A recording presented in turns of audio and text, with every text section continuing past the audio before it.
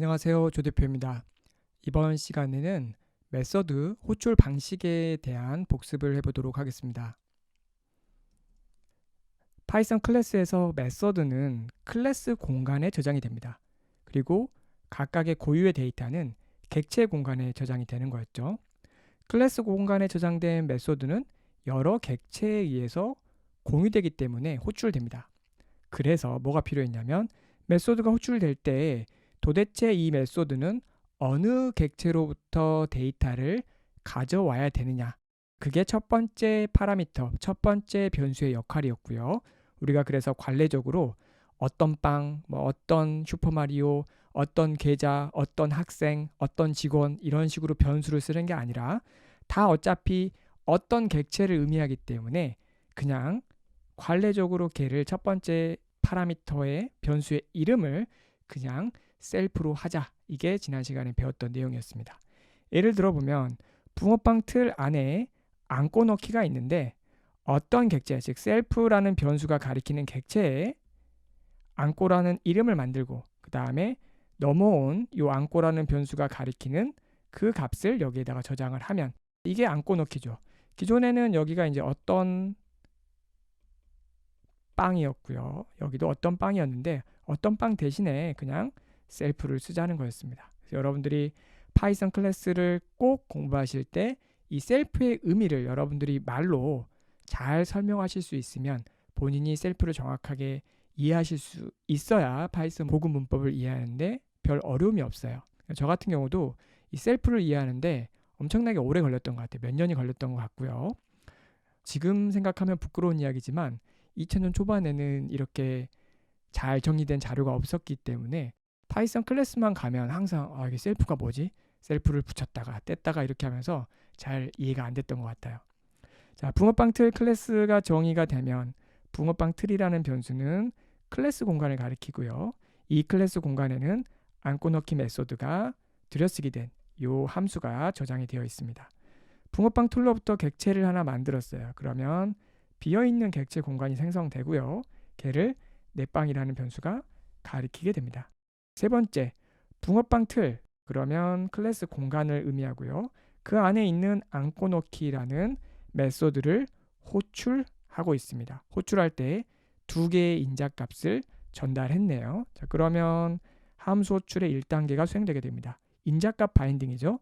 셀프라는 변수, 안고라는 변수가 로컬 변수이기 때문에 제가 오른쪽에다가 표현을 했습니다. 자, 셀프 자리에는 누가 넘어오죠? 셀프 자리에는 넷방이 넘어오죠. 자, 그러면 넷방이 가리키는 객체 공간을 셀프라는 관례적으로 사용하는 변수도 역시 가리키게 됩니다. 안고라는 변수는 누굴 가리킨다? 딸기 맛이라는 문자열을 바인딩하게 됩니다. 이 상태에서 들여쓰게 된 이 코드가 수행되게 되는 거죠. 는이 있으니까 오른쪽 안고라는 로컬 변수가 가리키는 이 딸기 맛이라는 값을 누가 가리키냐? 셀프가 가리키는 공간 안에, 즉 셀프가 가리키는 이 객체 공간 안에 지금 셀프는 누굴 가리키고 있죠? 넷방이라는 변수가 가리키고 있는 객체 공간을 가리키고 있죠. 이 객체 공간 안에 안고라는 이름으로 딕셔너리에 키를 만들어 놓고요. 왜냐하면 나중에 접근을 해야 되니까 키를 만들어 놓고요. 그 다음에 밸류 자리에 있는 요 값을 누굴 쓴다?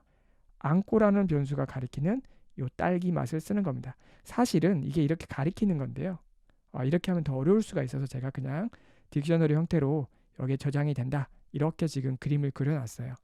어떻게 하든 여러분들이 키, 밸류 형태로 데이터가 요 객체 공간에 저장이 된다. 이렇게 여러분들이 이해하시면 될 것 같아요.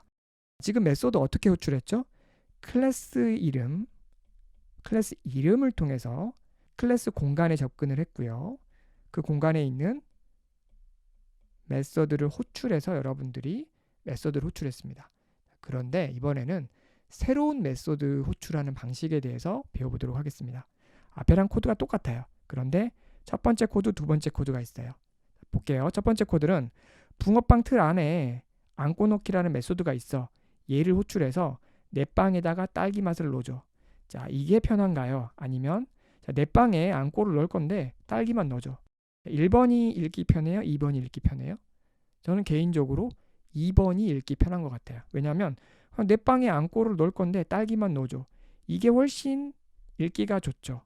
첫 번째, 붕어빵 틀 안에 있는 안고 넣기라는 메소드를 호출해서 내 빵에 딸기맛을 넣어줘. 물론 이것도 읽기가 좋긴 한데 좀 길어요. 이거에 반해서 두 번째는 내 빵이 가리키는 거에다가 그냥 안고를 넣어. 근데 어떤 맛을 넣어? 딸기 맛을 넣어. 자, 우리는 앞으로 이 두 번째 방식으로 메소드를 호출할 겁니다. 여러분이 이렇게 호출하면 파이썬 인터프리터는 이렇게 바꿔주는 거예요. 그 다음에 한 가지 더 재밌는 건 뭐냐면 안고 넣기라는 메소드는 두 개의 파라미터가 있어요. 첫 번째 셀프고요. 즉 어떤 객체를 가리키는 변수죠. 두 번째는 넣을 안고죠. 자, 인자값이 두 개를 전달해야 되는데 이 두 번째 방식으로 호출할 때는 여러분들이 이 셀프 자리에는 넘겨줄 필요가 없습니다. 왜냐하면 셀프 자리에 파이썬 인터프리터가 자동으로 넘겨주기 때문이다. 누굴 넘겨준다? 내 빵을 넘겨주게 됩니다. 즉 안고 넣기라는 메소드를 호출하는 객체가 지금 내 빵이죠. 얘를 알아서 첫 번째 셀프 자리로 넘겨주기 때문에 여러분들이 셀프 자리에 인자를 넘겨줄 필요가 없어요. 물론 첫 번째 방식으로 명확하게 여러분들이 명시적으로 붕어빵 틀 클래스 공간 안에 있는 안고를 넣을 거야. 자, 이럴 때는 두 개를 넘겨줘야 되죠. 셀프 자리에 어떤 객체, 그 다음에 안고 자리에 넣을 안고를 넘겨줘야 돼요. 그런데 두 번째 방식으로 여러분들이 내 빵이라는 객체에 그냥 안고를 넣어 딸기 맛 이렇게 할 때는 셀프 자리에 넘겨줄 필요가 없습니다. 왜냐하면 그냥 이렇게 변경이 된다 이렇게 생각을 하시는 게 제일 쉬워요. 여러분들이 이런 표현은 그냥 가독성을 위해서 파이썬 인터프리터가 지원을 하는 거고 내부적으로는 여러분들이 이렇게 짜면 이렇게 변경되기 때문에 어차피 첫 번째 셀프 자리에 이 내 빵이 알아서 전달이 되기 때문에 여러분들이 넘겨줄 필요가 없다.